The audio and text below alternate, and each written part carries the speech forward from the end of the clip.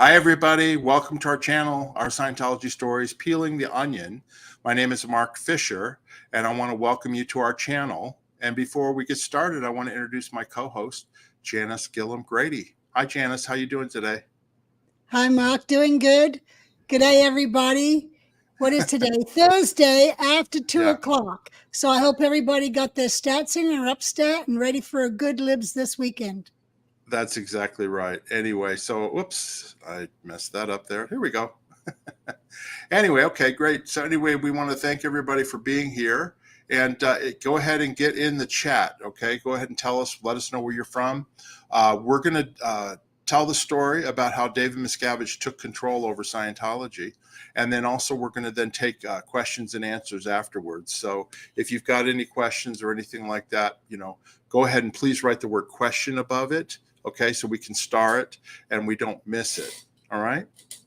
Okay, where we go? Somebody's here from Ireland, Germany, Glasgow, North Wales. We got a lot of people from Europe and the UK. That's great. Minnesota, California. California, yeah, and the US, Canada, Duluth, Michigan, and that's all good. And Oregon, and and that was your dog, right? Is that yours? Anyway, we have Janis's dog in here. She's taking them out. Anyway, we want to welcome everybody here. One of the things I just wanted to mention before we get started, we've got some new members to our channel. If you'd like to join, you just hit the join button on our YouTube page and follow the instructions if you want to join and be a contributor and supporter of our channel. But we have Bernard Carlin, Stephanie Sandoval, Mary Kay London, and Richard Dinnen are all new members of our channel. And I need Richard, Mary Kay, and Bernard, if you would email Janis, okay, at janisgilhamgrady@gmail.com. If you would email her your contact information, that would be your name, address, phone number, that type of thing, and your email address, so that we can send you Janis's autographed books, because you all are peeling masters. So we wanted to mention that to you, okay? All right, Janis, so we're ready to get started here? Yes, I'm ready. Okay, and you go ahead and star if you can, and we'll go from there, all right? Okay. All right, so we did a part one a couple of weeks ago, and I know some of you have been waiting for it, which is basically, that David Miscavige was not the anointed one. He claims that he was, but he wasn't. That wasn't the plan by L. Ron Hubbard in terms of what was going to happen with Scientology, okay? So anyway, so we're going to go ahead and take you through that story, all right?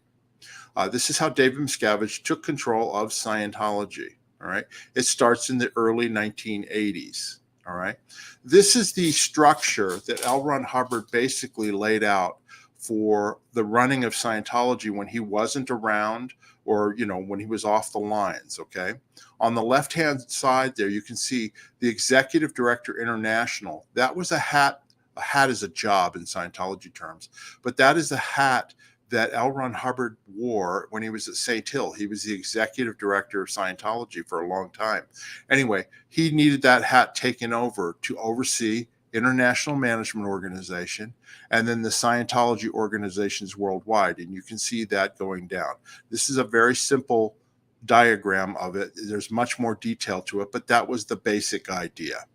The other job or hat that L. Ron Hubbard covered was the senior technical person in Scientology. He was the founder, and he was the one who developed the technology and researched it and all that jazz, right?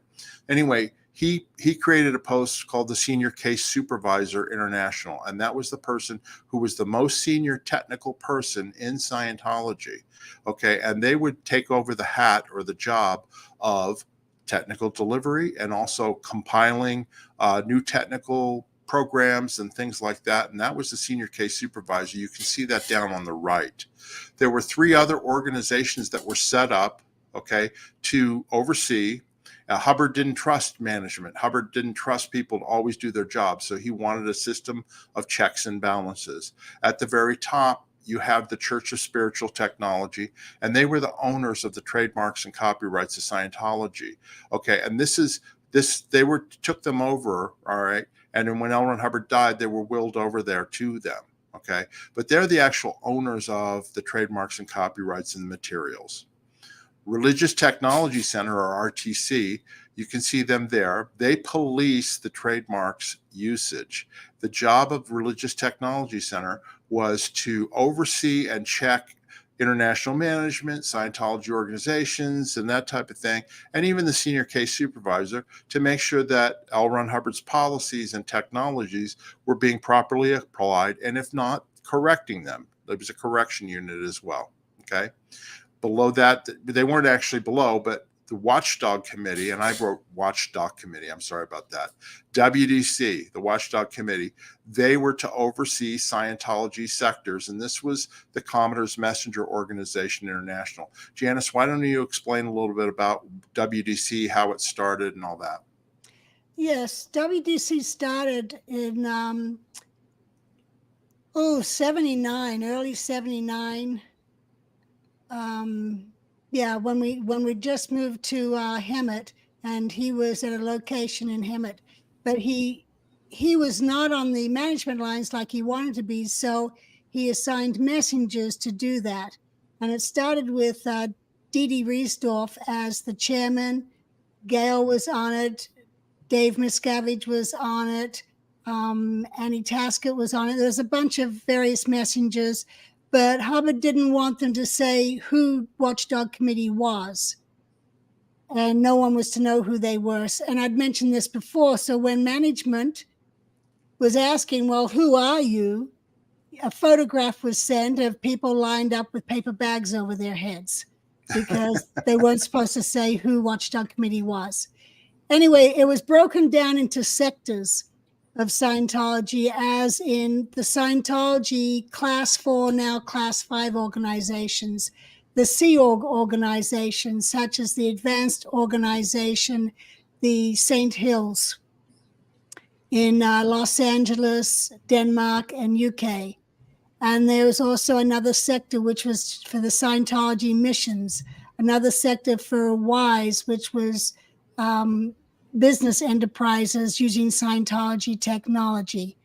Another sector was the Flag Service Org, and there was also Flag Estates. So those were the actual sectors, and Celebrity Center. So those were the sectors that the messengers, as Watchdog Committee members, oversaw, but they weren't supposed to manage. That was international management's job, and that they would manage through the liaison officers at continental level. Right. Okay, great. So anyway, this is the basic structure. It's more detailed than that, but this is the basic structure of how Scientology was supposed to run when L. Ron Hubbard was not around. Okay. So then we began David Miscavige in the early 80s. Okay. And we start Scientology, Game of Thrones. I don't know how many people have seen Game of Thrones, but this is Scientology's version of Game of Thrones, and we're going to explain it to everybody. Okay. First things first, you had to have a conspiracy. You had to have two people that wanted to make things go their way. Okay. And we've got Pat Broker there on the left and David Miscavige on the right. Okay.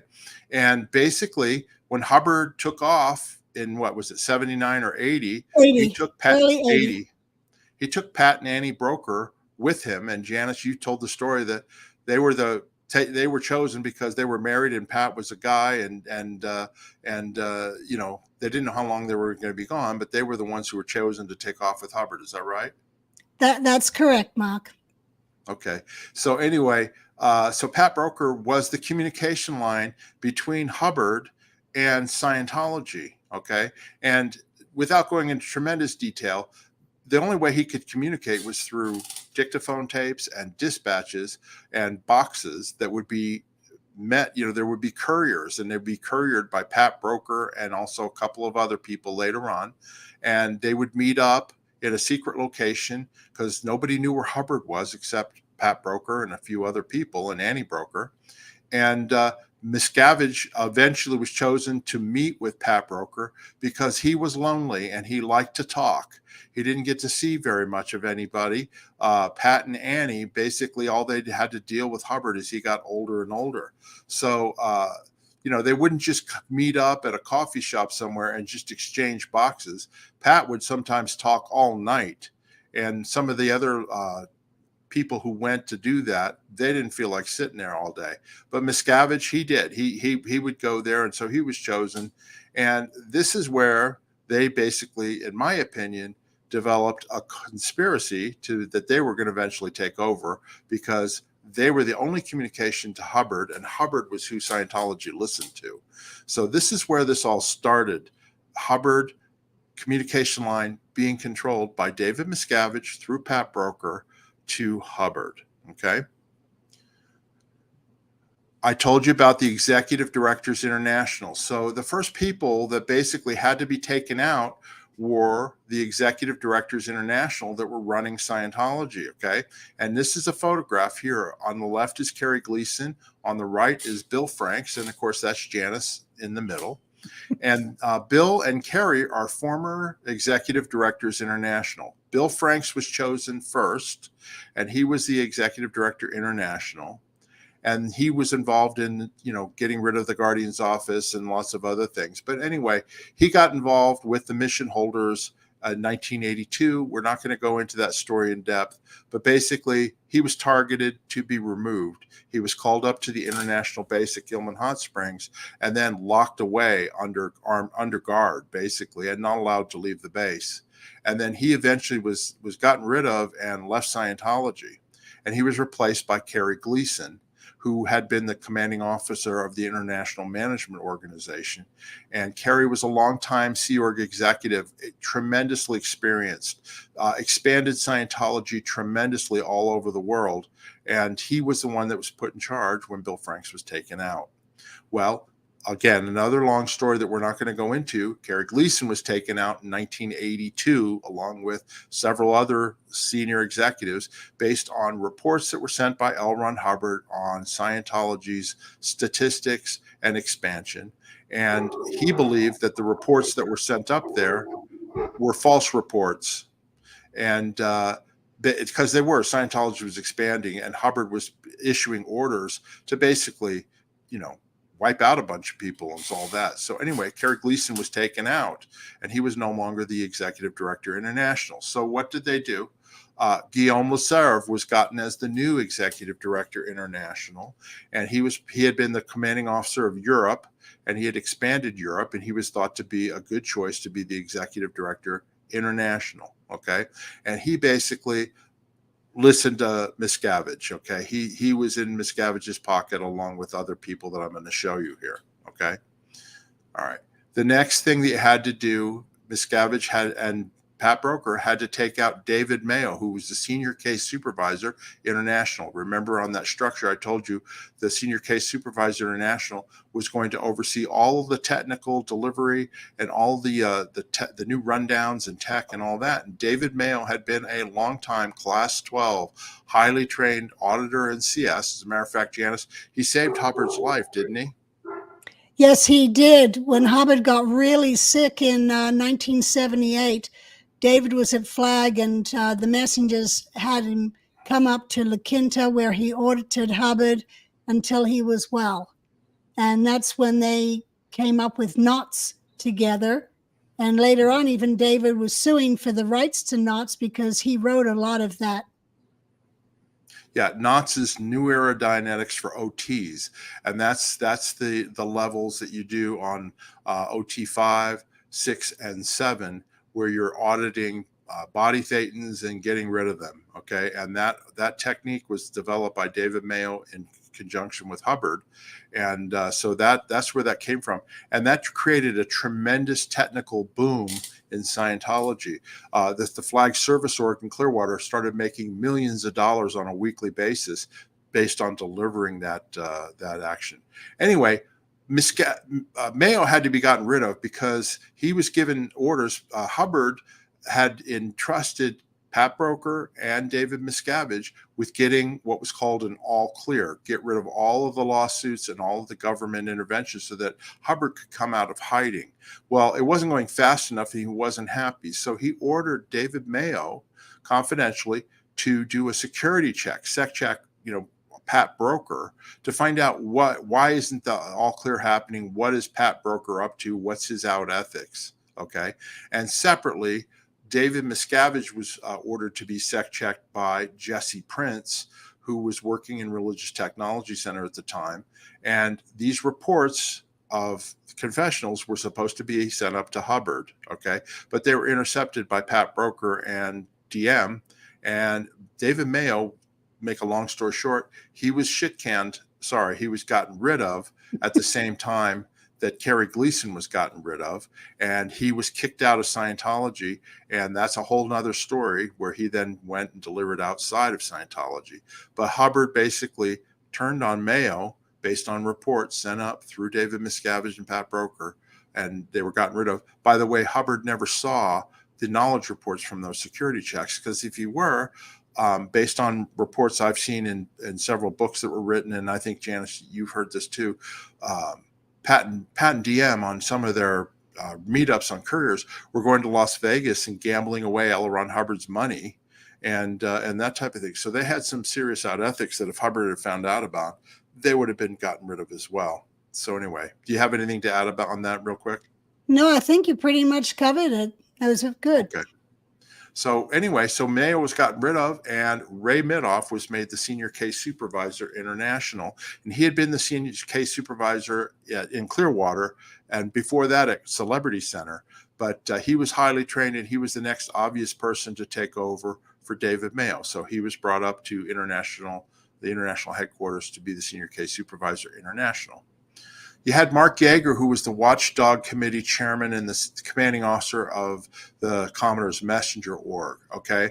And there had been a couple of other, I think 2 or 3 Watchdog Committee chairmen before Mark Yeager that DM had orchestrated and gotten rid of, okay? But Yeager was a loyalist to David Miscavige.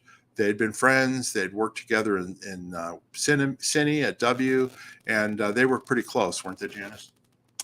Yeah, they were pretty close. When Yeager actually, when Gail got removed, and we were trying to figure out who to put on next, Gail Irwin, who had been the commanding officer of CMO Int that Miscavige got rid of. Go ahead. Right, I'd actually suggested Yeager at the time, but DM suggested John Nelson, who had been his right-arm man in action. So John Nelson went on instead of Yeager, and then Nelson only lasted a few months, and then Yeager went on and lasted for years, actually. Yeah. Anyway, so he was a David Miscavige loyalist, okay? L. Ron Hubbard dies in January 1986. These are photographs of Pat Broker and David Miscavige announcing Hubbard's death, okay, and introducing international management to the public at the Hollywood Palladium. And this event was videotaped and then sent out to all organizations in the world. And this is a photograph from that event. On the stage there, on the left is Ray Midoff, who was the senior case supervisor international. Guillaume Leserve is the second from the left. He was the executive director international. The woman next to them is Vicky Asnaran, who was the inspector general for Religious Technology Center at the time. Okay. And then Heber Jentz on the right was the president of the Church of Scientology International. And not in the photo, because I think he's at the podium, is Mark Yeager, who was the Watchdog Committee chairman. So they were introduced at this event as international management that was going to oversee the expansion of Scientology. And if you see this here, this follows the pattern that I told you about at the very beginning. You had a senior case supervisor international, you had an executive director international, you had an inspector general for RTC, president of CSI was basically another position, and it was a public relations position for Scientology, and Mark Yeager, who was WDC chairman. That was supposed to be the way Scientology was run at that time. Okay, so Miscavige's point of view. Okay, in order to control things, Pat and Miscavige had to have somebody in charge of L. Ron Hubbard's estate, his inheritance, the money, and all that. And about a week before Hubbard died, Norman Starkey was made the executor of Hubbard's estate. Now, Norman Starkey was a longtime Sea Org member who also worked with Miscavige at Author Services, which was the for-profit corporation for Hubbard. Okay, and he was basically, his right-hand man, Miscavige's right-hand man. So he was in Miscavige's pocket. And as Janis mentioned to me earlier, Pat Broker was going to be the executor and the trustee of L. Ron Hubbard's estate, but he was removed by Hubbard about a week before he died, and Norman Starkey was made the executor. But that was somebody that Miscavige controlled, okay? Now, the other thing you have to do is when you pass away is you have to take care of the family. What about the family? They need to inherit some of this money. And so, Hubbard had a lot of money, right? So the Hubbard family, that had to be dealt with. Okay. This is Mary Sue and the kids with L. Ron Hubbard, right? And what they did was Miscavige and Norman, they paid out based on the will a pittance of what Hubbard had made. He had millions of dollars. I think each of the kids got $100,000. Mary Sue got more than that, and she got a house, okay? And basically, they were made to sign the paperwork on this. A bunch of Sea Org executives, including Miscavige, showed up at Mary Sue's house and basically confronted her. And this is laid out in books like by Jesse Prince and Mike Rinder and others. And she was basically forced to sign and not contest the will, because the money, the bulk, 95% of the money was going to go to the Church of Spiritual Technology for L. Ron Hubbard, so that if he ever came back, like he said he was going to do, his money and all that would still be there in Church of Spiritual Technology. Okay. Annie Broker, she was overseeing, and she had been the Inspector General for RTC, Religious Technology Center. And of course, she was with Hubbard all the way until he died, at the secret ranch in Creston. And she was an original Commodore's messenger and very close to Hubbard. And so it was expected, like when L. Ron Hubbard died, all of us started thinking, I know I did, oh, good, Pat and Annie are going to be able to come back to, the Gold Base and all that, and rejoin all their family and friends, right? Well, Annie was basically overseeing the Religious Technology Center, and she had two allies in there. The first one is Vicky Asnaran, who was the Inspector General for RTC, okay? And she was loyal to Pat as well as Annie for years. She was very loyal to them. And so she was in charge of the Religious Technology Center and built up this big organization that included overseeing the lawsuits at Office of Special Affairs and all the activities they took. They also policed the trademarks and copyrights, like I mentioned, and they set up a correction unit as well. And her deputy was Jesse Prince. He was the Deputy Inspector General for RTC. Okay. All right. Pat Broker. This is when Miscavige, I think, started to get suspicious of the brokers, Pat and Annie Broker. This is Pat Broker here. An issue was put out on LRH's death called The Sea Organization in the Future. And this was supposedly written by L. Ron Hubbard. And this is an issue where he said that he was going to go, move on and to continue his research. He made Pat and Annie Broker loyal officers. Loyal officers is a term that Scientologists who did their OT levels would know what that means. That it's covered in the OT3 materials, the Wall of Fire materials and Xenu story. So they were made loyal officers. The thing that was strange to me, Janis, at the time, was that L. Ron Hubbard supposedly promoted himself to admiral. And I always thought, why would he be an admiral when he just dropped his body and was gone? There was no need for him to do that. He was always the Commodore, right? Yes. Yeah, I thought the same thing when I saw it. And then, none of it made sense. And it was issued to everybody in the Sea Organization, along with a photo of L. Ron Hubbard. Well, anyway, shortly thereafter, it wasn't too long after that, I was working for Miscavige at the time as the corporate liaison in charge, and he and Norman were basically telling me that it was not written by Hubbard, and they suspected, and they intimated that Pat Broker had written it. The other thing too that would have been found out about too is that when Hubbard wrote an issue or something like that, he would have dictated it on a dictaphone, so there would have been evidence of it, or it would have been handwritten, or there would have been notes laying it out, because I mean, this is word for word what he wanted. And as far as I know, they were never able to find anything like that. So this issue was pulled back. It was taken back and it basically canceled. Okay. Right, Janis? Yes, and we'll go more into detail on that a little later. Yeah. Okay. So this gave Miscavige suspicions, him and Norman Starkey. Okay. The other thing that really got them going was, rather than wanting to come back to International Base in Gillham Hot Springs and rejoin everybody, Pat Broker and Annie, they wanted to continue the Creston Ranch where L. Ron Hubbard died, where Pat Broker was raising show horses. He was raising horses and taking them to horse shows. He had more interest in doing that than being involved in running Scientology. And this was obviously a huge outpoint for Miscavige and for the rest of us when we found this out, because there was no reason to continue to do that. He also claimed he was going to continue L. Ron Hubbard's research.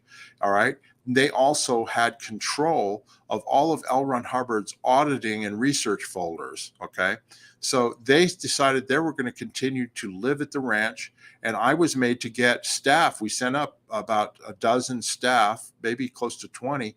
We just interviewed Jim Mortland, who was one of the staff that we sent up there. We just interviewed him last week, and he had been set up there. And he told us about the fact that, Miscavige and Norman told him one thing, and then Annie, when he got up there, she wanted to know what Miscavige and Norman said, and she told them something else. So there was a rift building right then and there, right, Janis? Oh, yeah. So this was considered crazy as well. Okay. So this took about a year time, okay, after Hubbard died, right? Miscavige decided he's going to take action at this point. He doesn't trust Pat Broker. There's other reports too from people and staff that Pat Broker was drunk all the time and drinking. As a matter of fact, Jim Mortland told us a story about, they having to call an ambulance because Pat Broker fell over because he was so drunk and hurt himself, So this was not, considered ethical behavior by Sea Org members. So Miscavige decides, I gotta have to take this over, and we're gonna have to get those materials. But in the meantime, I'm going to assemble a team and basically take over Scientology from Pat and Annie Broker. Okay. And the first thing I'm going to do is he gathers a team together, right? And he gets Greg Wilhare, who worked for him at Author Services. Okay. And he's going to be the Inspector General for RTC once Miscavige takes out Pat and Annie. Okay. Mark Yeager, Miscavige decides that RTC is going to take over the function of overseeing administration and technology from international management and the senior CS Int office. So he basically says, I'm going to pull Yeager, my buddy, up to RTC. Okay. So he's made the Inspector General for Administration. That's going to be part of the team. Ray Midoff is going to be pulled up to be the Inspector General for Technology. And he's going to be the one that, put together Hubbard's research. And then Marty Rathman, who worked for Miscavige at Author Services, overseeing the legal affairs for L. Ron Hubbard and the lawsuits. He's going to be made the Inspector General for Ethics, okay, in RTC, right? So he gets this team together, right, of all these people. And basically what he has to do is, in order to get rid of Pat, there were two things they had to do. They had to get all of L. Ron Hubbard's file cabinets full of his auditing folders, because that was his research into OTs 8, 9, 10, 11, and all the way up to 15, supposedly, right? So it took a long time, but basically this is covered in Marty Rathman's book and Jesse Prince's book and Mike Rinder's book. But they got private investigators. They found out, I think from Annie, where Pat Broker had the materials hidden. And then when Pat Broker and David Miscavige, they flew Washington, D.C. to meet with meet with tax attorneys that Scientology had. And when that happened, then Marty Rathbun, Norman Starkey, and the private investigators, they went to the location and they gathered up all the filing cabinets of all L. Ron Hubbard's research, and they were brought to the gold base. And I got a phone call. I knew nothing of this until I got a phone call at 2 a.m. from Miscavige. I had an outside line in my house, in my birthing room, and I picked it up, and he said, "Hi, sir." And he said, "Listen, I need you to go up to the safe room." There was a safe room at the Gillham Hot Springs where things could be stored. He goes, "I need you to go up there and meet Marty and Norm, and they have a bunch of filing cabinets. We're going to put them in there, and I need you to change the locks, and you're going to be the only person that knows where this stuff is and how the locks are." And he goes, "I don't care if Pat Broker, Annie Broker, Vicky Asnaran, anybody comes to see you to get in there, you're not to let them in." And of course I said, "Yes, sir." Right. So a big truck pulls up and they wheel in about 10 filing cabinets and put them in there. And I lock it up and change the security codes. And that's how they got supposedly the upper levels. And at that point, they could then take out Pat Broker. Okay. And they then, the rumor is that they basically told Pat Broker that he was gone. All the money that Hubbard had spent over the 6 years that he was gone, like buying the ranch and his mobile home and all that, that was all paid for in cash because they didn't want to be traced, right? So all this cash was couriered to Pat Broker and then taken to Hubbard or used to pay for this stuff. And there wasn't a full accounting of it. And so Pat Broker was accused of stealing a bunch of Hubbard's cash, buying racehorses, buying this, buying that, right? And basically Miscavige threatened to turn in Pat Broker to the IRS and the authorities basically for theft. And because Miscavige now had control of all the materials that he needed, he was able, and also the corporations had all been set up by Miscavige and the attorneys. He was in charge of them. Pat Broker didn't have a leg to stand on, and he basically gave in and left. And also Miscavige had also turned Annie against Pat and basically took over control. And that's how they got rid of him. Okay. So this is Miscavige. Sorry about that. I'm going to put it back up. So this was Miscavige and his team. Heber Jensen on the left, Greg Wilhare, Guillaume Lasarve, there's Miscavige, Norman Starkey, and Mark Yeager. And they basically took over, and they took over the Religious Technology Center. And Miscavige made himself the chairman of the board of Religious Technology Center. Okay. He was the chairman of the board of Author Services when Hubbard died. It was not intended for him to be in charge of Religious Technology Center, as I mentioned before. Well, he took it over. All right. And he came in on mission with Greg Wilhare, Marty, and Norman. And they basically kicked out a bunch of people that were loyalists. They got Vicky Asnaran and Jesse Prince. They sent them to the RPF. Vicky eventually blew and left the Sea Org with her husband. Jesse Prince, when he was confronted and was the day that they came in and took over, Jesse was so upset he went to his room and he got a bunch of guns, and he covers this in his book. And he went into DM's office and had guns and basically said, "Okay, who's taking over now?" You know. And he was really upset because he had been close with Miscavige, and basically he was just siding with Pat and Annie. That's why Miscavige was getting rid of him. Anyway, Miscavige had to cool Jesse down, and then they went and they met over at the swimming pool area, calmed him down, and got Jesse to go to the rehabilitation project force. All right.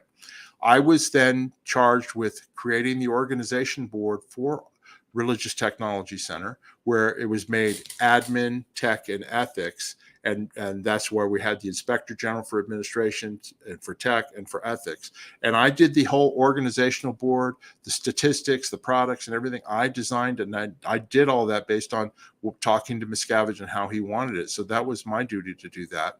And basically, we were all incorporated into RTC.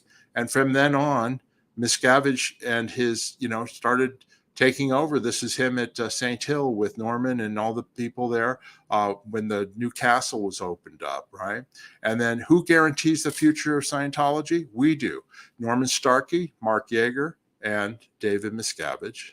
And of course, Now you're left with David Miscavige by himself. These other executives are nowhere to be seen.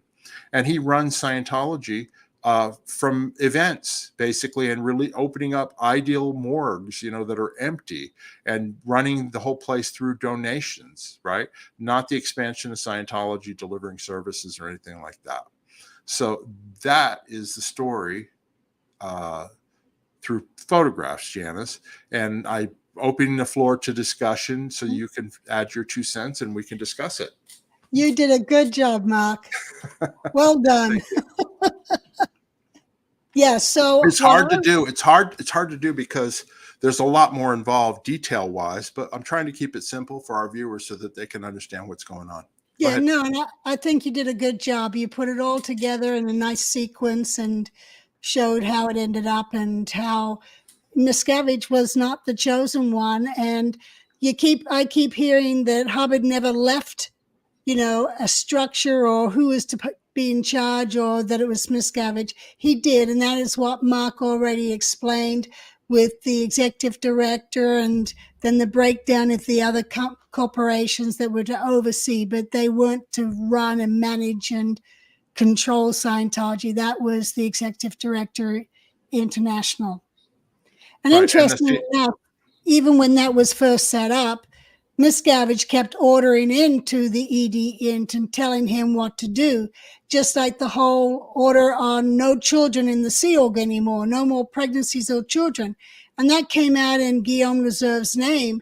He didn't like that. He disagreed with it, but it came out in his name under the demand of David Miscavige. No, you're absolutely right. I forgot about that. You're right. He didn't want to have anything put out in his name, so he put out in the Executive Director International. Now, here's the other thing, too. When Miscavige took over RTC as a chairman of the board, he basically bypassed everybody all the time. Like you said, he would cross order. He'd cross order the Executive Director International, the WDC chairman. He would go in there and not just him, but, other people like Marty and Mark Yeager and Ray, they would go in and basically order what they wanted to have done. And they would never let the people who are supposed to do the jobs do their jobs, right? Correct. Yes, they just everything was a cross order at that point, and you always knew where it came from. And I remember, here's a perfect example of how he would hide behind other people. I had a leave of absence approved, and I was down in Australia after having just completed a mission to management. And when you do a mission to management, you wait for 6 weeks of statistics to determine if it was successful or not. Well, it was 1 week and I was in Australia, and Miscavige gets a bee in his bonnet, and he is, my bosses are telling me I need to come back. I'm like, I just got to Australia. I'm not coming back. I've got 3 more weeks of my leave. And they were calling my grandmother, who is 92 years old. They were harassing me. And then I'm like, and it was in Janit's name or Mark Imber's name. So I finally sent a telex. I went, this is coming from Miscavige. So I sent a telex to Dave Miscavige, and I told him, I said, these people are telling me to come back for a ComEv based off of me being out of the org for 1 week, not 6 weeks. And I'm not coming back until I have my leave because I had to pay for this myself. And Miscavige approves my petition. Oh, who are these people? They shouldn't be issuing orders like that. You're entitled to your leave of absence. But I knew it was coming from him. And I put him in a position where he couldn't blame anyone else if he denied me. But that's how he operated. He operated through other people, and then he would come out as the savior and get mad at those people who had followed his orders, but he saved you because he's now putting policy in when you demand it. Right, exactly right. Same thing happened with me on several occasions. But, we started to notice that he wasn't playing by the same rules and the policies of L. Ron Hubbard in terms of running Scientology. And, he started to get abusive. It took him a while, and it actually happened after we left in 1990 because we'd had enough, when he, started diminishing or demeaning staff in front of the whole base, when he started physically attacking like me and other people. And we decided that we had had enough, and we could see the writing on the wall. Same thing like you said, Janis. I had all of my certificates were canceled by the RTC ethics off MAA, Master at Arms, but I knew it came from Miscavige. And I sent up a petition basically saying, hey, this is off policy. It can't be done without a committee of evidence. I sent it up to Ray Midoff, who was, over tech and Emmett or whatever, and it got denied. And I went, okay, they're not playing by the Hubbard rules the way they're supposed to. And then we shortly left thereafter. And then the other thing, taking it further from that point, Miscavige basically played ball, from what I can tell, until he got the IRS tax exemption in '93. Because when we left, he sicked private investigators on us to keep an eye on us and keep your sister Terry out of the United States, because he was afraid that, Terry and myself and others, that we would tell the IRS that he was running everything, when he was denying that he was running everything, and he was running everything, right? But then once he got that tax exempt status, right, then he started to take over, and he knew he could do things the way he wanted to do. There was no check and balance after that. They had the tax exemption, and the donations then started up. He then could change there's typographical errors in the original books. Oh, the golden age of tech. Let's redefine what a floating needle is. And all of a sudden, technical delivery has crashed, and people are not getting the same wins that they were getting before. Why? Because nobody could challenge him. And we always get asked, well, why didn't anybody challenge him? Okay, there's two factors. Number one is the people that are in Scientology and the Sea organization, they're afraid of him. Okay, he runs Scientology by fear. I'm talking about towards the staff members. But even the public, like Leah Remini and some of the other public, on the outside, he'd be, just like you said, Janis, he'd be so nice and cordial and this and that. And then after they left, he'd be under his breath, that MFer and blah, blah, blah. And, he would he was two-faced, beyond two-faced. Yeah. And so you go ahead, Janis. No, I have a perfect example of that. When I was on the mission to pull off the original maiden voyage of the Free Winds, I was in charge of it, and I had like 12 missionaries underneath me handling different areas so that we were able to get everything done in time and launch and have a successful maiden voyage, which we did. But when Miscavige showed up with Norman Starkey and Mark Yeager, I was surprised because I'd not really been out in the field with them. And here I was, the missionary in charge, and I'm watching them hobnobbing with the public. And I'm like, oh my God, they are validating and think that the public are higher and better than Sea Org members who Miscavige treats like crap. And that was an eye-opener for me when I saw that, because I'd been, in management for years and not been out and around, public and so forth, until here I was on the ship and seeing the public being treated better than people who have dedicated their lives. And so that's where I was like, something's off here. But that's what you're just saying there. Yeah. And then the other reason why the people don't challenge him is because he's got all of the attorneys in his back pocket. They pay them millions of dollars. Okay. He's got Monique Yingling on retainer for years. Okay. He's got all these attorneys on retainer, and he follows the Hubbard policy, which is that don't let the attorneys tell you what to do. You tell the attorneys what you want them to do, and have them figure out how to do it. And that's basically what he does. So all the corporations, Janis, I know I was on corporate, they did corporations for all the different little organizations in church.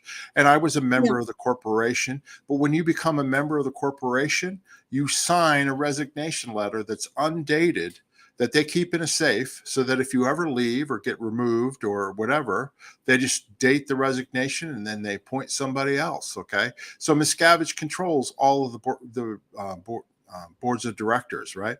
The third thing that he controls is the Church of Spiritual Technology. If you remember, the top thing that I mentioned about the ones who actually got Hubbard's money and actually control the trademarks and the copyrights is the Church of Spiritual Technology.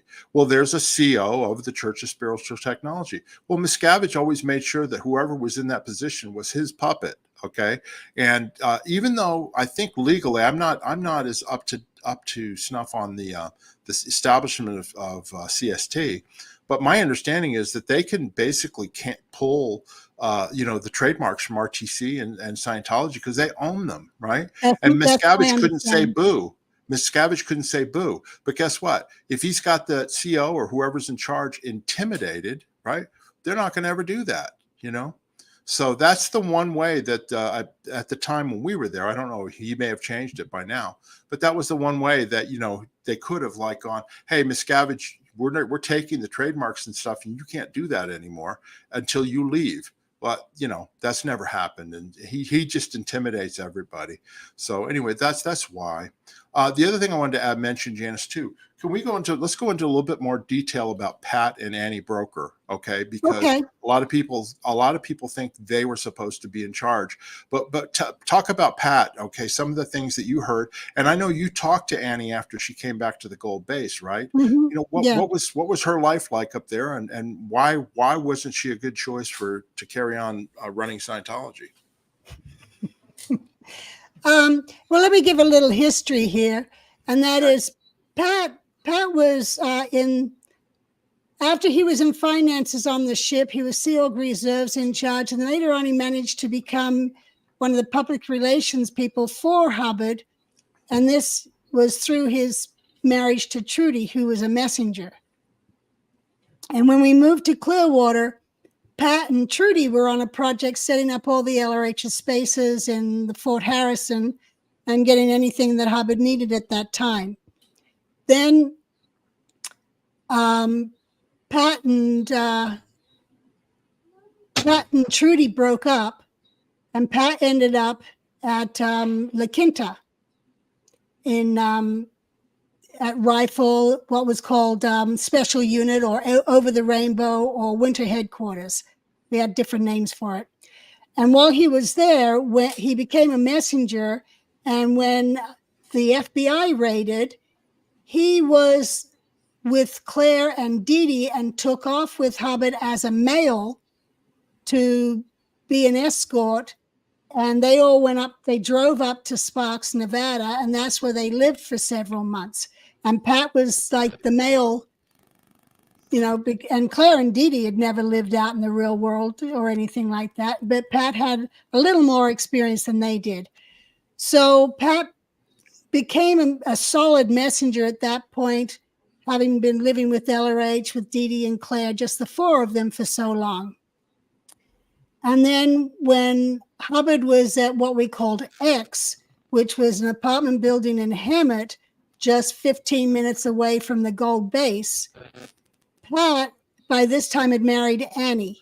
So we had two messengers married to each other, living at X, where Hubbard was, and all the other messengers kind of went on rotation. We'd go out for a week, and then in replacement come out a week later, where Pat and Annie stayed at X the whole time.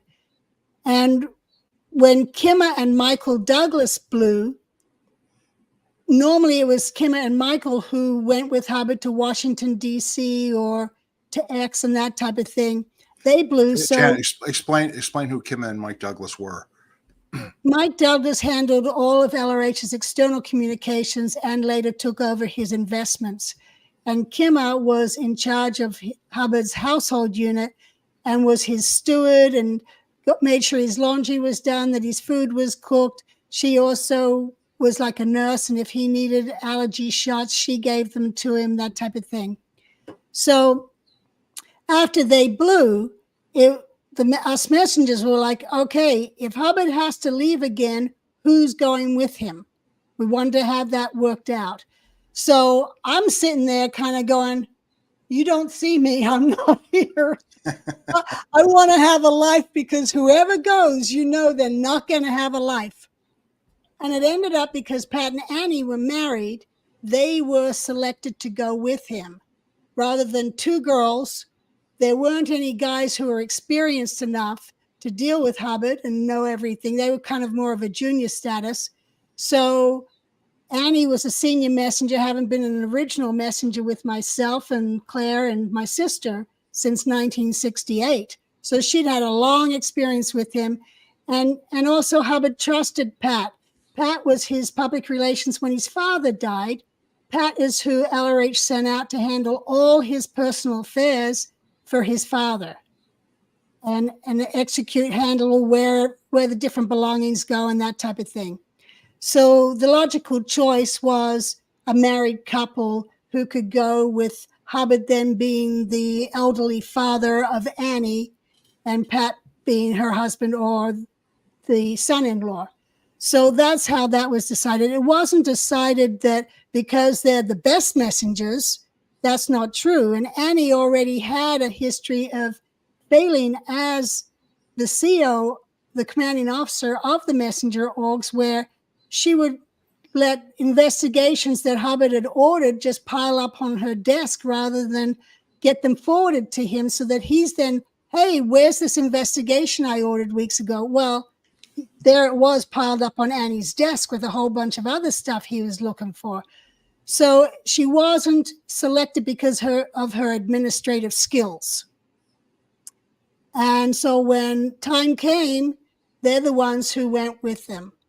And then, so you're talking Pat and Annie were with him from 1980, early 80 until early 86 when he passed away. That's a good 6 years where you're living a secluded life.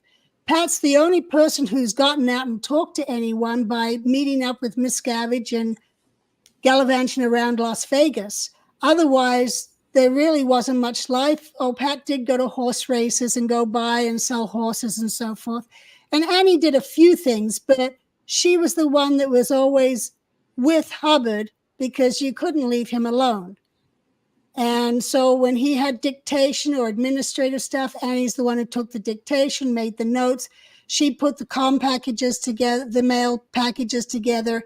And Pat had actually, by the time Hubbard passed away, the reason I believe Pat was removed as the trustee and replaced by Norman in that last-minute will was because Hubbard was really upset with Pat and would come to find out had actually kicked him out of Creston because he hadn't gotten the all clear so Hubbard could go back to Gold Base to live in his house there and be around people. Instead, here they were, Pat and Annie and Hubbard and Sarge, who mostly looked after the animals and the property. But so Annie, to me, she lived in seclusion and suddenly she's in charge of this whole big operation, but she's not on anything legally because she had to be kept at a distance. And she's in total overwhelm and doesn't even know how to hang out with people anymore. She slowly had Vicky coming up and Vicky would hang out with her, but she didn't come back and embrace the operation and show that she was in charge. She used Vicky to do that. Right. And so that disconnection, I'm sure she was, dealing with Hubbard by herself. Well, I mean, she probably cooked his meals. I mean, she probably did everything for him for 6 years. Plus they were on the move for the first part. They didn't buy Creston right away. They were in that Bluebird mobile home driving, and I think Pat was driving one, and then Annie followed in an RV where Pat and Annie would stay. And while he was on the road, he was writing Battlefield Earth, and then he wrote that 10 episode Mission Earth, So she was always busy dealing with his crap, right? Sorry. Sorry about that, everyone. But anyway, so she didn't know everything that was going on in Scientology. So she was actually very weak. And you can imagine it probably was devastating dealing with Hubbard before he died and all that. So Miscavige took advantage of that and basically got her to he pushed her buttons basically and got her to agree to come back to the gold base and go into the RPF. And then from that point forward, for a long time, she was basically like a hands-off person. You wouldn't talk to her. I mean, she probably talked to you, right? Your old friends, but the rest of the base left her alone. She worked in the dark room in L. Ron Hubbard's dark room, developing film. Yeah. Well, her first Christmas off the RPF, I asked her, I said, hey, I'm going to go Christmas shopping in Palm Springs. You want to come with me? And I thought, this is a way we could probably get back in touch with each other and rebuild our friendship, because she was now just working in F&E and nobody knew who she was. She was just lonely and no friends. So we would go shopping together for Christmas, and she's buying Miscavige a Christmas gift. She's got no money. She's been in the RPF. She's got no money, and she's trying to figure out what to get him. And I'm kind of like, well, why are you getting Dave a Christmas present? You don't have any money. Look how he's treated you is what I'm thinking. And she's telling me how wonderful he is. And I'm like, oh my God, she's totally brainwashed. And this is while I was in, because I could see things going on. And Annie, when Hubbard died, he had given her a car during the 6 years they were there. He'd given her a fur coat. He'd given her jewelry. He had treated her well with gifts and stuff, at Christmas and birthdays. I don't know, Pat probably went out and bought it with Hubbard's money, but they were gifts from Hubbard for her. And when she got busted to the RPF, Lovey, Maria Starkey, Norman Starkey's wife. Lovey. Norman always called her Lovey. And so we always called her Lovey. Anyway, that's like Mrs. Howell on the Gilligan's Island. Sorry, you always called her Lovey. Go ahead. Anyway, so Maria Starkey, one of her job assignments was to get Annie's car sold, get her coat sold, get her jewelry sold. And Annie was kind of waiting for Maria to get this stuff sold so that she'd have some money, because she hardly made anything on the RPF. And she obviously didn't save. She was terrible at saving. So here she was with nothing and trying to buy this guy who dragged her down in the world instead of supporting her and helping her, as per Hubbard's wishes. She's trying to buy him a gift. So. Yeah. And then how about Pat? Now, Pat, like Jim Mortland told us, and Miscavige told me at the time, all the staff up there at Creston Ranch, they're all drunk and drinking all the time, and all that. And when we talked to Jim Mortland the other day, he said Pat would get drunk and all that, but the other thing he did too, he was out there. He would dealing with crystals and all sorts of stuff. He was out there. He wasn't fully being a Scientologist and doing Scientology, right? So, leaving Scientology in his hands was not going to be a good decision either, because he had a few screws loose himself.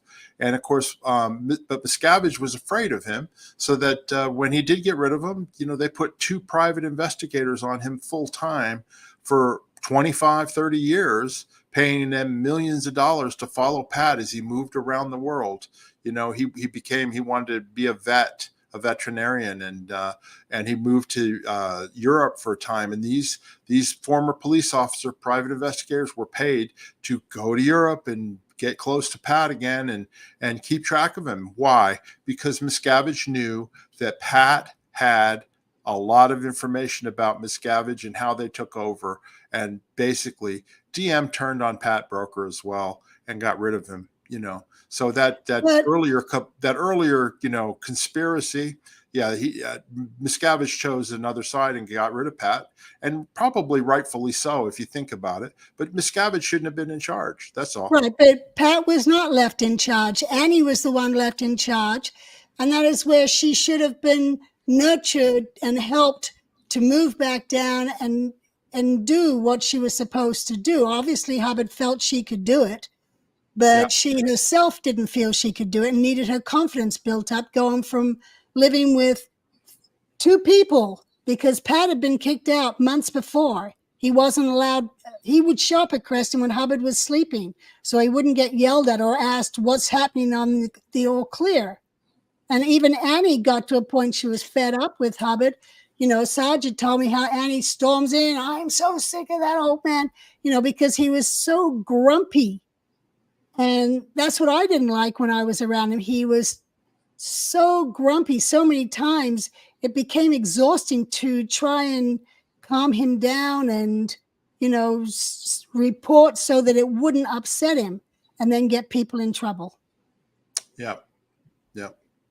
Anyway, so that's why Pat and Annie didn't end up being in charge. Okay.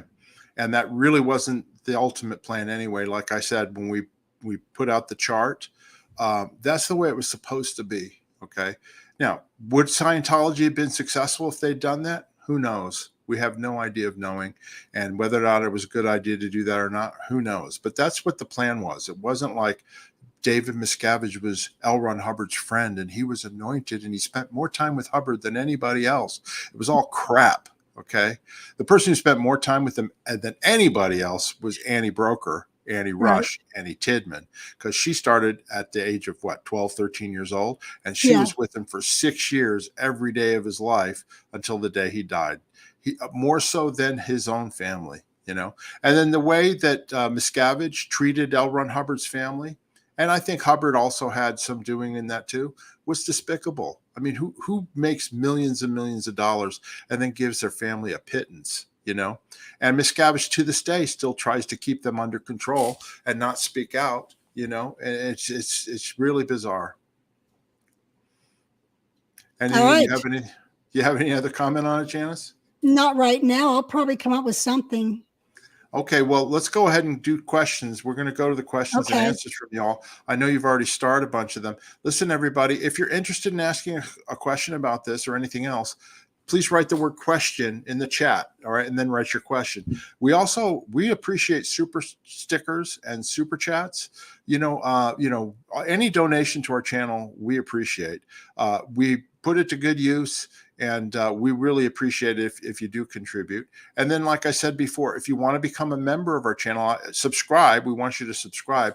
But if you want to, add a little bit more and you want to be a member and get more access to us one-on-one, all you got to do is hit that join button on our YouTube page. We've added quite a few members in the last week and a half. And we really appreciate you all. And you're going to be getting perks. We're going to be the Peeling Masters. We're going to be doing one-on-ones with you starting up here in the next week or so. And that's why we need your contact information. We need to know how we could email you and set up a time so we can do some one-on-one chats with you.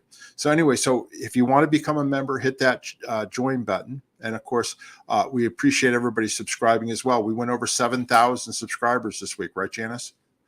Yes, we did, before 2:00 Thursday. And we would like to get over 8, 9, 10,000. Okay. So anyway, Janis, I'm going to go ahead and start with the questions. Okay. All righty. All right. Well, we're starting off with a super sticker from Little Old Lady. Thank you so much for your support, Little Old Lady. We really appreciate that. And here's Elizabeth. You want to introduce her to everybody? Not yet. Do you want to introduce Elizabeth or no? Oh, yeah. Elizabeth, come here and I'll introduce you. Come and say hello. You gardening? Yeah. This is, all right. She just took off again. Bye. That's your granddaughter. Yeah, that's my 3.5-year-old granddaughter. She came in earlier to tell me the dogs had gone potty in the backyard and it needed to be picked up. Got it. Yeah, she's my assistant for that. That's right. She tells me and I pick it up. Okay, we've got another this is a super chat from Betsy Crutcher. Why did WDC have to be secret? Thank you, Betsy, for that super chat. Go ahead. Jen. Yeah. Hubbard he just felt that if it was unknown, there wouldn't be conflict and people would just follow what they're saying and be anonymous. Yeah, and I would think too, like people wouldn't be able to know what they were dealing with. So if they had a personal relationship, they couldn't go around them and get them to do favors for them too. You know. Yeah. I mean? Thank you very much for that, Betsy. Okay, we've got Mr. Crow has a question. Do you think Pat Broker had any of the documents that he claimed would be OT 9 and 10 that his job that was his job to compile, or do you think he was bluffing? Also, Janis, did you get my email? Cheers from Mr. Crow. Yes, he's a member. He's a peeling master. We did get his email, right, Janis? I think I got it. I don't know Yeah, what. you sent it. Yeah, he's one of the ones who you asked me about. Is he a member? For a Oh, book? okay, then yes. And Anyway, if do it you was, want to answer the question? I got a little distracted there. Sorry. Yeah. Yes. He did have He documents. He did did have have L. Ron documents. Hubbard's folders. He had his folders and documents. But that's what I was saying in the story, that once Miscavige got control of all those, Pat had nothing. Yeah, Pat And the had fact that nothing, and they didn't take any information from Pat. And I know when they worked on the OT8, Ray Midoff was a nervous wreck doing that, because he said to me, he said, I just had to put this together from notes. There was nothing laying it out. I had to just kind of compile it and figure out what goes where in what sequence. And that's why I believe they had to redo it, is because Ray didn't know what he was doing and nor what he was looking at, because Hubbard hadn't written it up, and they just had to kind of wing it and come up with something fast. And I completely agree with you, Janis. Those files were basically L. Ron Hubbard's auditing sessions, folders, right? yes. There wasn't like, do this, then do this, then do this. They basically had to go through the stuff and piece it together, and they put out OTA, and then they ended up having to put it out again because basically, they thought, oh, people were not doing well on it, and that's why there's no OT 9, 10, 11, and 12. If they're going to have OT 9, 10, 11, and 12 people, it's going to be David Miscavige's creation. Okay, it's not going to be something from L. Ron Hubbard. It's going to be his, and I don't think you'll ever see it, because I don't think it ever existed. Thank you for that question, Mr. Crow. All right, we'll go to the next question here from, sorry, I did that one already. Moonage Daydream question: do Sea Org execs get paid the standard Sea Org wage, or are there pay improvements? Yeah, some of us, like in our position, me more so than you, Janis, but if you were an executive working for for David Miscavige, we got bonuses on top of our basic pay, and there were monthly bonuses, and they were quite generous, considering the fact that all of our expenses were paid for, our food, lodging, and all that stuff. How about you, Janis? I got standard pay, and then when the international stats were in affluence, we managed to get bonuses if we were fully hatted. But RTC, under the direction of Vicky Asnaran, changed the fully hatted status to where you need to get the false purpose rundown to be fully hatted, and therefore you no longer qualified to get bonuses. And I had a big issue with that and made a racket about it. And that actually was a time when Vicky and Annie sided together against Pat and DM, who sided together, and Pat and DM supported me and Yeager, where Annie and VA were coming after us. And I pointed out, and Pat and Dave were supported me, where I said, look, Vicky's order crashed the international stats. When people stopped getting bonuses for not being fully hatted anymore, the international stats started crashing. And it was all confirmed, and yes, that I was right. Okay. Thanks very much for that question. We've got a super chat. Thank you very much, Rusty. What happened to Dee Dee and then Gail? That's Dee Dee Riesdorf and her sister Gail.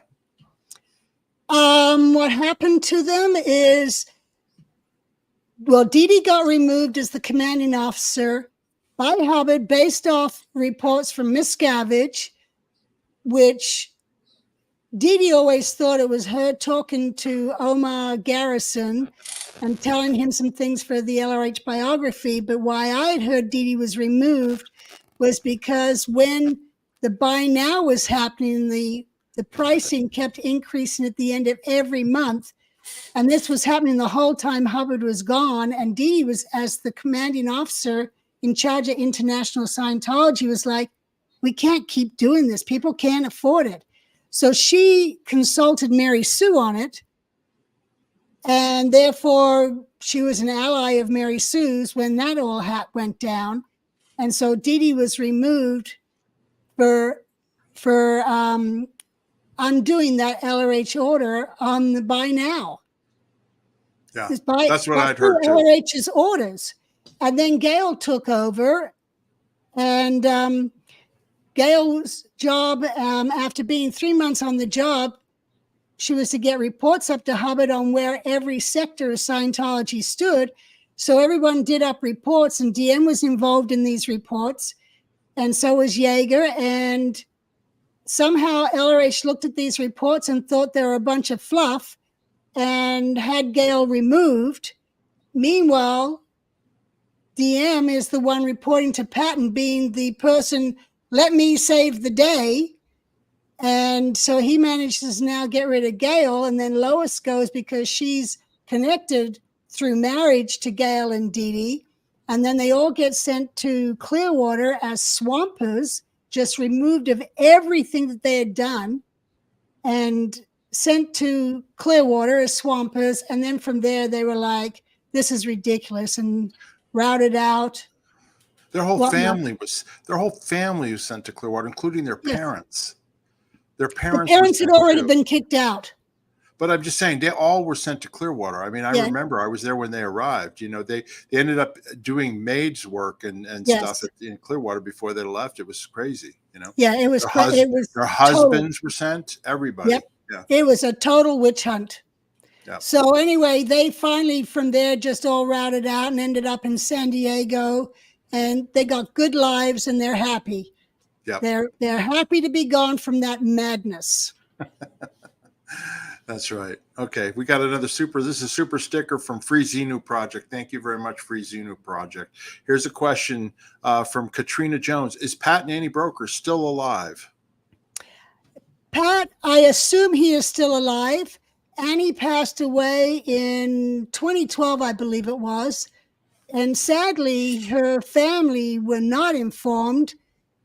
I know one of the sisters kept calling and asking for Annie and being told, oh, they'd given her the message, or they'll get a message to her. Meanwhile, she was dead. And the sister is not being told this. And then it wasn't until I think Jeffrey Augustine or someone found a death certificate on her. I then called the sisters, and I am the one who broke the news to the family that their sister had passed away a year before. And no one had told them, and none of her belongings were sent to the family. Nothing. It was just very rude. Yes. Absolutely. Okay. Next question from Ryan Maharaj. A question for Janis. If you were chosen to help take care of Hubbard instead, do you think you might have been able to control Hubbard and the situation in the end and make sure DM couldn't take over? You know, I can't guarantee anything. You're just glad you weren't chosen. But I just know I didn't want to go with Hubbard because I knew I wouldn't have a life if I went, and that proved true with Pat and Annie. They didn't have a life. Well, Pat managed to have a life, but Annie didn't. Yeah, and then were you married to Paul at the time when Hubbard took off yet, or no? No. Okay, no, so you wouldn't. If you had gone, you and Paul would have never really happened. You'd have no kids. You know That's what I mean? right. You've got your great kids. I mean, think about how much it would have changed if you had been the one chosen to go. You know? Right. Well, that's Crazy. why I just wanted to be a flower on the wall. Thanks very much for that question, Ryan. Next question, Sea Org Tech Discussions. Question, Mark Fisher. Please clarify the correct name was Zemu. LRH never called him Xenu in the original tape assists. You know, I don't know that tape. The only reason I call him Xenu is because everybody else calls him that. I actually don't know. Do you know, Janis? No, I've seen it both ways, and who cares? That's not even what Scientology was about. You know, it's part of the story. But anyway, I don't actually know how it was. I don't remember. That was a long time ago for us. Thank you, though, Sea Org Tech Discussions. Appreciate your question. Preacher 1138. Did Miscavige actually try to get Hubbard's name cleared, or was the task impossible anyway? They were working on it. They had attorneys trying to get the IRS case dismissed and all the different lawsuits settled and gotten rid of. But, you know, in actuality, they should have settled a bunch of the suits and all that. They would have gone away. They just Miscavige was always, we got to fight. We're going to fight. We're going to fight. And then when they lost several, or they looked like they were going to lose, they ended up settling. And they end up settling most lawsuits. They haven't gone to court in years, right, Janis? Yeah, and it was actually Mary Sue who, even after they had denigrated her, she had still said, to handle these lawsuits, you need to just settle and make them go away so they're gone and you can get your all clear. But no, DM had to keep fighting. Yeah, absolutely. No, if they'd settled most of the lawsuits, Hubbard probably could have come out at a certain point, Yeah. Anyway, thanks for that question. Next question is Parallel Jen.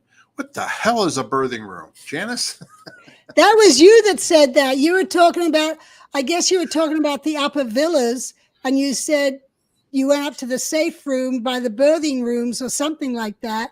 I don't know, but explain. You were on the ship, not me, but explain what a birthing room is. So birthing is a ship term for where the crew slept, the crew birthing. And that has carried on through the Sea Org, even on land, where the crew birthing is where the crew live, or the crew quarters is still called birthing. Yeah. Thanks for that question, Parallel Jen. I hope that clears it up for you. Next question, Dastardly Saboteur, another member of ours. Thank you. Is Janis wearing an onion necklace today? Yes, I am. How about the earrings? Are they onion earrings too? No, these are flowers to match my dress. These are Hawaiian flowers. That's right. Oh, by the way, I wanted to let everybody know, Saturday, we are doing a live stream at 5 o'clock Eastern, 2 o'clock Pacific. It's Sea Org Day on Saturday. It's August 12th, and that's Sea Org Day. And we got a special live stream because we're going to have Gary Jackson Moorhead, Amy Scobie, and Matt Pesh. They're all going to be guests of ours. So you're going to want to watch that. We're going to be telling funny stories about Sea Org days in the past and just reminiscing. And it should be fun because they're all fun people. Jackson, Amy, Matt, Janis, and yours truly. So join us on Saturday. It'll be a great live stream, everybody. We'll go to our next question. Japan of Green Gables question, does Marty have any redeeming qualities? And if so, what are they? Even before he flipped, he doesn't seem very nice. My interactions with him were never personal until he got out, and then, I interacted with him, on the Truth Rundown articles that we did. And I actually went to visit, we had like a gathering of everybody in Texas at one point, and he seemed fine. But, he basically, he was a henchman, there's no other way to describe that. And he was David Miscavige's pit bull. I mean, that's what it was. What about you, Janis? Well, before he became David Miscavige's pit bull, he was in external comm, LRH's external comm, handling telexes and mail and so forth. And LRH found out that he had some sort of training. And so he had Marty assigned to every day do a whole exercise program with the messengers. So every day at 1 o'clock, we all had to muster up, and Marty led us all in exercises so that we didn't get flat asses from being at a desk all the time, or wide asses. And when I first met Paul, I was at Hammett Gold, and Paul was in Clearwater, and we were writing back and forth. But I guess Marty didn't know that. And one day when he was in external comm, one day he shows up at my office, knocks on the door, and I open it, and he's standing there with a rose for me. And I'm like, oh, I'm sorry. I have someone I'm interested in already. So, I was always good friends with Marty.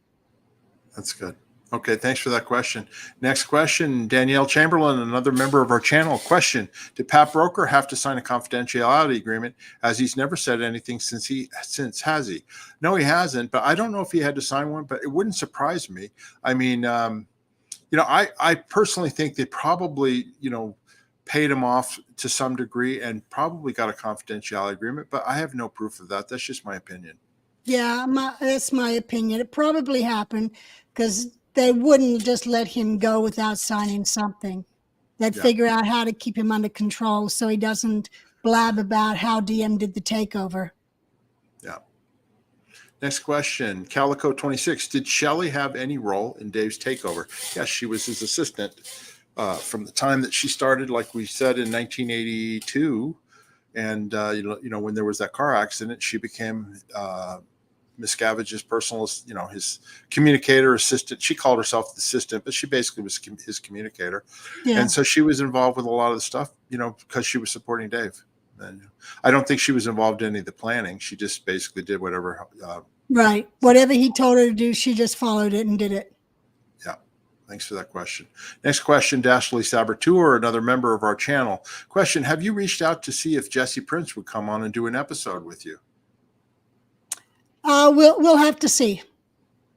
Okay. I mean, there's so many people that I've got to reach out to and ask, and and Jesse is on my list to reach out to and see if he'll do it. But we'll see. A lot of people, you got to remember, also have new lives. They're tired of bashing over the same stories, so they want to just move on. So we're just taking it in stride, and we got enough people banging on our door to. Yeah, we got plenty of material. Thanks very much for that question. Next question, Free Xeno Project question. Do you think he got abusive because he didn't feel people showed him the same respect they did Hubbard? Or was it more that these people knew he shouldn't have been in power he did? You're talking about David Miscavige. I just think he was abusive. He's a narcissist. I mean, he basically, he wanted to be in charge, and he took control, and he learned that he could rule by fear. I don't know if he learned that from Hubbard. He may have. I don't know. What do you think, Janis? Well, Hubbard didn't do half the stuff DM did. I mean, Hubbard did some stuff, but DM's was way worse and more often. DM had, he felt power could be assumed, and that's how he took over, was assuming the power and then just stepping on everyone all the way up. Yeah. Okay. Thanks very much for that. We've got a super chat, Hot Cross Scones. Hi from Brisbane. What does it mean to be fully hatted? Good day, right, Janis? Yep. G'day. What does it mean to be fully hatted?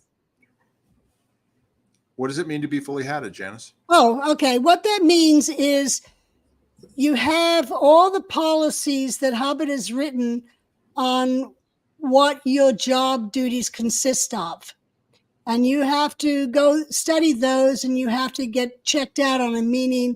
Someone will cross-question you, and then you have to also do demonstrations with clay or plasticine, an Australian term, and show that you have knowledge on how to do your job.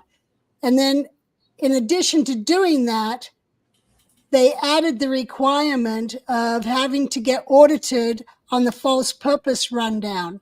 And then people were no longer considered fully hatted and therefore qualified to get a bonus, because people had to scramble to try and find an auditor to audit them on the false purpose rundown to get that completed to be fully hatted again. And when you're fully hatted, you've got job security, as long as your stats keep going up. Yeah. So that's what that is. Okay, great. Thanks for the question. Next, we got another super chat. Rusty, thank you for the super chat, Rusty. Do you recall an announcement about 1980 that we were going to clear the planet in 1 year? Never understood that. The emperor had no clothes. Wasn't that the OODS item that Diana Hubbard was putting into the OODS, that we were going to clear it in a year? I don't know. That was in Clearwater? No, I remember there was a count. Yeah, there was a countdown in the daily OODS. How many days until we were going to clear? Well, that was in Clearwater. I wasn't there, but I do know in 78, I believe it was, that is when we were told we had 5 years to clear the planet, because the Markavians were going to be coming and invading within 5 years. Oh. I think what was happening, the countdown was happening. Diana Hubbard, she was CS6 at the time, and I think she was made to take it out because they knew they weren't gonna achieve that. I gotta let my dog out. 1 second. Come on, Misha. Here you go. You want to go outside?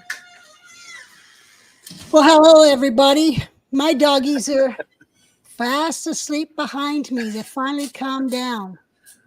Okay, I'm back. Hey, we got a super chat from Denver Stevo, another member of our channel. Thank you, Denver Stevo. That's very generous. Here's a small contribution to the Mark's Hawaiian shirts and my copy of Janis's second book, Funds. Love you both, and Osa smells like poo. Thank you very much, Denver Stevo. Yeah, I'm going to be adding some more Hawaiian shirts here shortly. I've got quite a few already, but yeah, it's time to add some more. And we really appreciate your support, Denver Stevo. So thank you very much. And another super chat here from Love It. Just because. Love you too. Well, thank you so much. Love it. We appreciate that too. And we really appreciate all that. Okay. So let me go to the next question here. We've got Mary Klein. This is one of the few YouTube channels I've ever joined with a paid subscription of sorts, and it's totally worth it. Mary, thank you so much for being a member. And if anybody else is interested, yeah, please do join us. You hit that join button, and yeah, you get some extra benefits. If you become a peeling master, you get a free autographed copy of Janis's book. And you know, we've got other perks as well and other connections. So. But anyone can subscribe for free and just watch all of our shows and ask questions, and we try to answer every question. You don't have to pay for questions. Yeah. We try and get to every question just because that's our duty, a responsibility for putting on this show. Absolutely. Speaking of which, we'll go to the next one. Blow drill. Was this right after the loyal officer issue, meaning the takeover? Yes, it was after the loyal officer issue. Next question is from Manaj Daydream. Question: were all the members of DM's takeover team junior to him when he promoted them into the positions? If not, how did he assume the required level of authority? Was it a coup conspiracy? They were all junior to him. He was basically the one, you know, dictating things. The only people who were not junior to him were Vicky Asnaran and Jesse Prince in the Religious Technology Center. And they obviously ended up on the other side with Pat and Annie and were taken out. But yeah, all the other ones, Mark Yeager, Ray Midoff, Greg Wilhair, and Marty, they were all under DM's control. So that was a good question. Thank you so much, Blood Drill. Next question is from Life in Sync. Well done, you two, for this explanation on the major third dynamic engram. Really appreciate what you do. It's appreciated. Well, thank you so much, Life in Sync. You're welcome. Yeah, we wanted to get the truth out. Well, the truth that we knew. You know what I mean? This is our story. There's details that we didn't have, and other people may have. But yeah, we're trying to share it with everybody, so we appreciate that. Okay. Let's see what else we got here. Katrina Jones question: did Janis talk to Annie Broker again later on after she obviously, you know, was no longer? Well, yeah, after Annie got off the rehabilitation project force, and I'd just come back from the free wins. No, I hadn't gone yet the second time. I started hanging out with Annie just because I knew she needed a friend, you know, that nobody knew who she was, or if they did, they were afraid of her. And I'd grown up with her. So every Friday night when we had tape plays, I would go down and get her from films where she was working, and we'd go to the tape play together, and we'd just hang out. And when I had to go to the free wins, I let her use my car and take care of my car for me while I was gone. And when I came back, she was, you know, we just hung out together. There's a whole nother story. I'm trying to get my car back, and the ethics officer telling Annie not to give me back my car keys and them taking the distributor cap off my car. So anyway.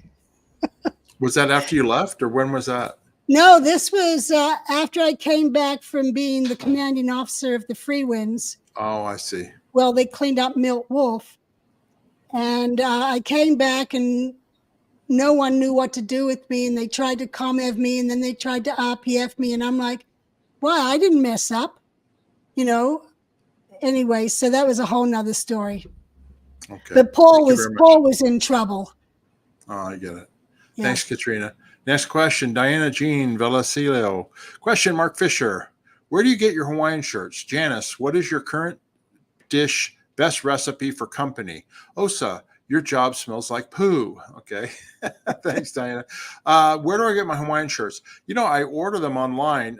Hilo Hattie's is a famous Hawaiian shirt place in Hawaii, and I order them from there. I'm a big guy. I'm 3XL. Okay, and I only like 100% cotton shirts. That's the only thing I'll wear. I don't like rayon or anything like that. But anyway, I get them from there. I also order them online, and I've collected them over the years. Sometimes when I've gone to Hawaii, I've gone several times, I'll buy shirts and I still have them. So anyway, thanks for that question. Janis, what is your current dish best recipe for company?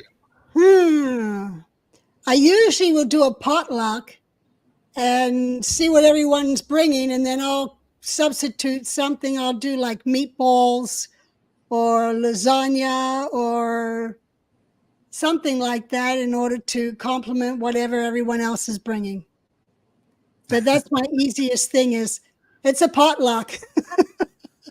What is your Janis though? What is your specialty? Like, what is it that you like to make for people? I don't. You don't, huh? I used to, but now I used to like putting steaks on or different, just different things. But now I'm kind of lazy. You're good though at making meatballs, and also your turkeys at Thanksgiving are really good. Yeah, I do cook a good turkey with bacon over the top. And this is from somebody who never cooked in the Sea Org. No, I had to learn. When I had kids, I had to suddenly learn how to cook. I remember when I was in the Sea Org, I'd go on leave to Paul's family, and I couldn't help you in the kitchen. I could maybe help wash dishes, but I didn't know how to cook. And I just kind of watched. I couldn't even talk to you about growing a tomato. I had none of that experience. Yeah. Okay, Diane, thanks very much for that question. Next question. Naturism at Clearwater Beach. Question, do you think the Sea Organization will ever get back to sea? Best greetings from Solingen, Germany, from Jan. Well, they already are still at sea with the free winds, right, Janis? Yeah, they have the free winds, and that's it. But as soon as that ship's gone, or as soon as Captain Napier passes away, who knows what they'll do. Yeah. Okay, let's see. What's the next one? Question from Japan of Green Gables. Question, if Saturday is Sea Org Day, will OSA not be watching because they're off? We have no idea, whether or not they're going to get Sea Org Day off or not. We generally would get it off, but there were times when there was trouble and it would get canceled by Miscavige. But I don't ever remember it being canceled by Hubbard. Well, we never celebrated it when Hubbard was around. Not like we did at those gold days. Yeah. Okay. Next question. Japan of Green Gables comment. My brother-in-law's mother is famous for her meatballs, but I bet yours are better, Janis. I don't know. You'll have to come over sometime and see. Okay, great. Katrina Jones question. Before the Aftermath Foundation, did either Mark or Janis help anyone leave Scientology? Yes, we did. Very much so. Go ahead, Janis. You go ahead and explain. Yeah. Before the Aftermath Foundation, we kind of were it. After I left, I went to my brother, of course, and my sister had already left before me, and she was in Florida. So she came out to California, and we were like, what are we going to do? And then I heard that Mark had left, so I called his in-laws in San Diego and got a hold of him, and he came and joined us. And that's when we kind of were like, what are we going to do? And Mark checked out San Diego, and we got a call from someone in Colorado who said, hey, I'm going to start a mortgage company in Las Vegas, Boomtown, USA. I'll teach you the business. So we all moved to Vegas, 5 of us living in a little 2-bedroom apartment, Paul and I, and I'm pregnant, Terry and Fernando in another room, and Mark is on the couch in the living room. Yeah. And then I hear of other people have left, like Kenny Lipton. So I call Kenny, and Kenny comes, joins us. And then I hear Cheryl and Jean had left, and they come and join us. And we actually then we're helping give people jobs and opportunities here in Vegas and our own little group. And that's where they inserted Dave LeBeau as the private investigator into our lives, who is now reporting on us, because people who were under the radar or even still in would come up to Las Vegas and visit with us. Yeah, and we also had Jeff Walker. Yeah, Jeff Walker. He came and worked with us. And Jan Sims. And Mickey Lipton. That's right, Mickey Lipton. And Jennifer and the daughters. Lipton were here. Kenny's daughters were here. I mean, we had a lot, and it was, we had a safe place for them to come, and also we could put them to work, and it was. We were just all looking out for each other. Yeah, I remember Jeff Walker lived with Paul and I for maybe 6 months until he got his feet on the ground. And then he lived with me for a while too. Yeah. And anyway, we continue. We've had other people move to Vegas, and we've helped them out too from time to time. But the Aftermath Foundation does great work, with the money they have, and they're helping people. So anyway, that's what's going on with that. Yeah, and we all still get together, several times. Every Friday there's at least 7 of us that have dinner together. Yeah. And then every now and again, birthdays, whatever, special events, there might end up as 20 of us all hanging out. Speaking of which, my birthday's in 2 weeks. We need to plan something. Okay. Hint.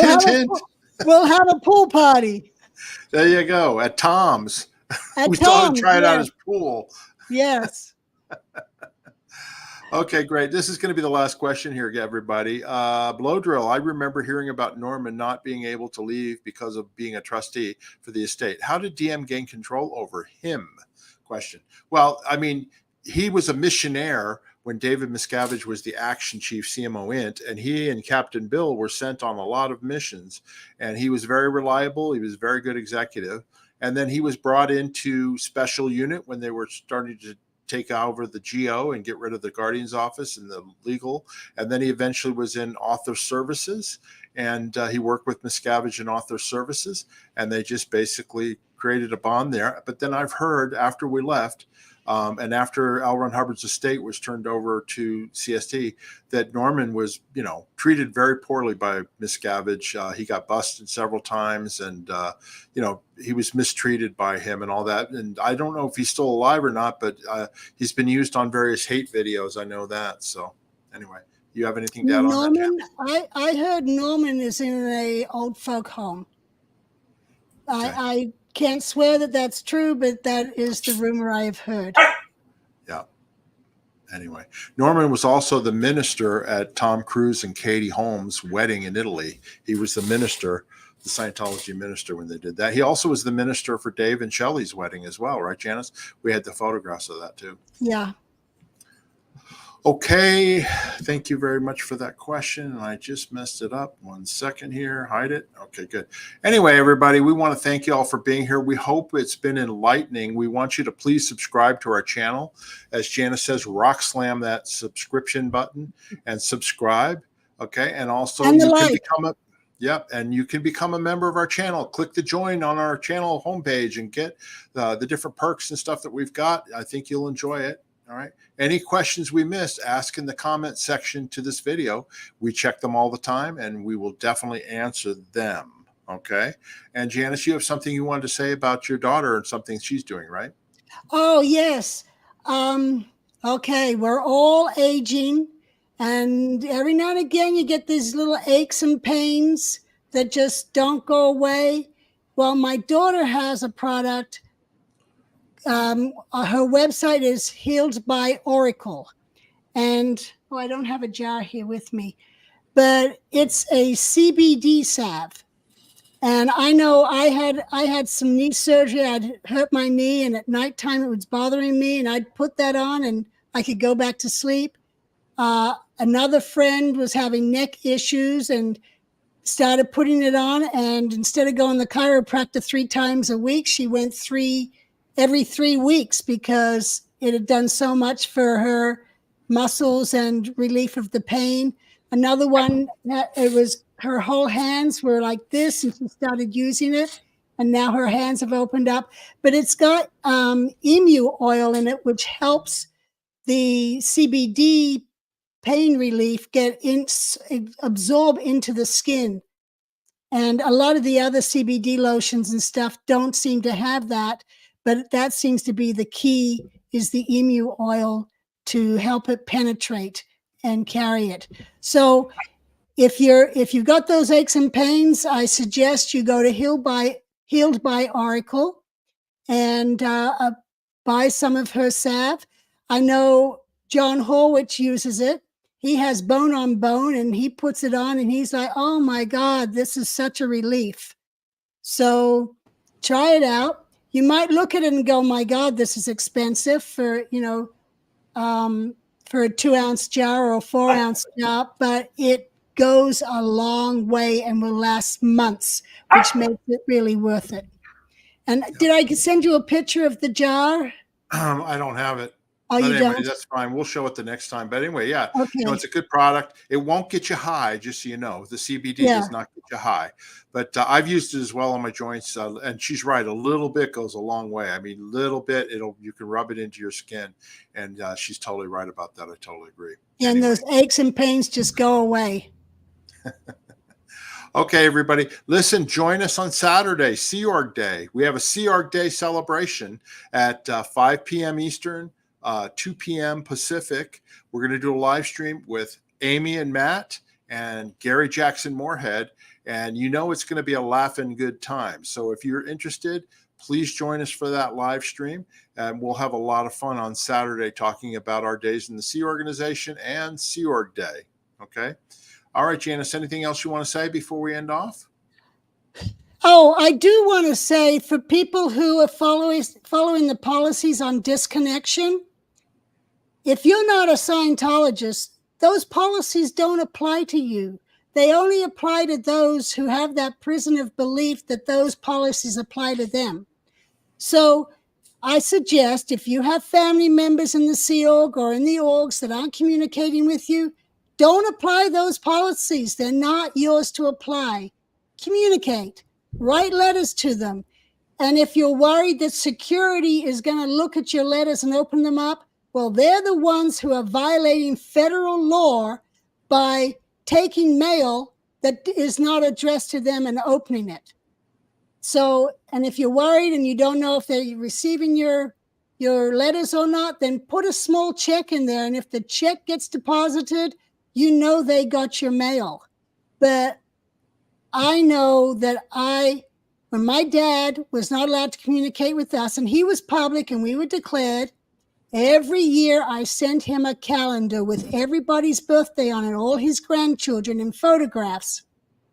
And throughout the year, I would send him photographs. And when we reconnected, he had kept every single one of those photos, had them in albums. And one year I got a total surprise. I got a phone call for my birthday. And I'm like, I hadn't heard from my father in 5 years. And he called me because he looked at my calendar and he saw it was my birthday. And he made that phone call just to wish me happy birthday. So there is goodness to that. So don't follow those disconnect policies and beliefs. They're not yours. Communicate. That's what you need to do. Take photographs, send money, not cash because security might keep that, or whatever, but just communicate. That will help open up the flow for everybody. Okay, well said, Janis. All right, everybody, until next time, we'll see you next show. Bye-bye. Bye.